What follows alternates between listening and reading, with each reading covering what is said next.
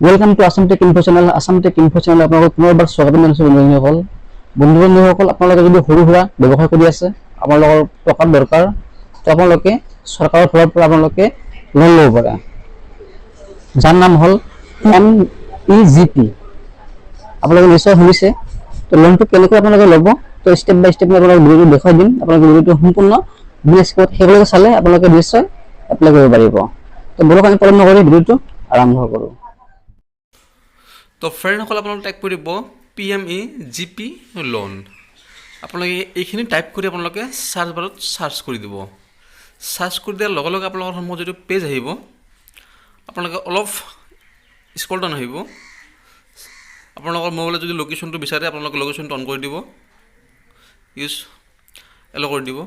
তো ফ্ৰেণ্ডসকল চাব পাৰিছে 2 নম্বৰ অপশ্যন যিটো দি আছে KVIC PMEGP হোম, আপোনালোকে এইটো অপশ্যনত আপোনালোকে ক্লিক কৰি দিব। দিয়াৰ পিছত চাব পাৰিছে ইয়াৰ যিটো অফিচিয়েল ছাইট হয় সেইটো খোল খাই গৈছে। আপোনালোকে যদি মোবাইলত কৰে, আপোনালোকে ডেস্কটপ ছাইট কৰি ল'ব, আপোনালোকৰ সুবিধা হ'ব। তো বন্ধুসকল, আপোনালোকে চাব পাৰিছে PMEGP পৰ্টেল। আপোনালোকে ইয়াৰ পৰাই আপোনালোকৰ যিটো লোন হয় আপোনালোকে এপ্লাই কৰিব পাৰিব। চাব পাৰিছে এতিয়া বহুতকেইটা অপশ্যন দিয়া আছে।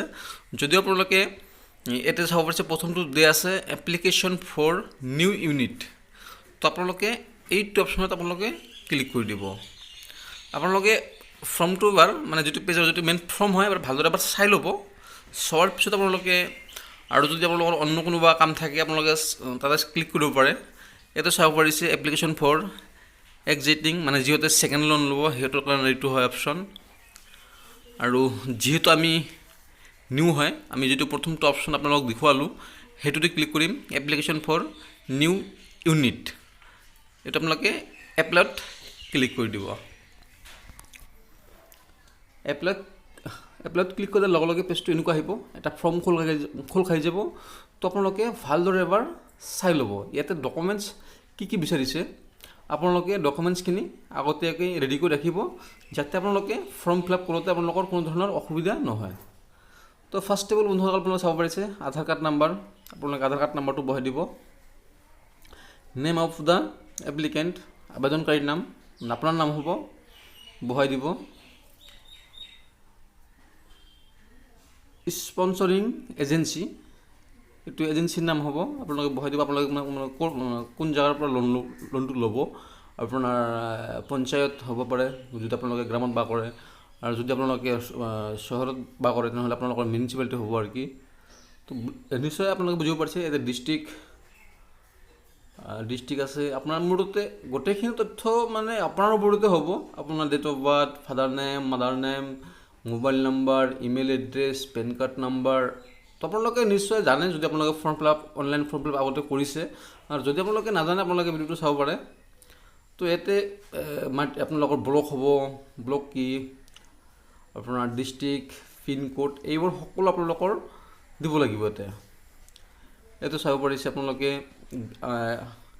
বেংকৰ IFSC কোড, বেংক ব্ৰাঞ্চ,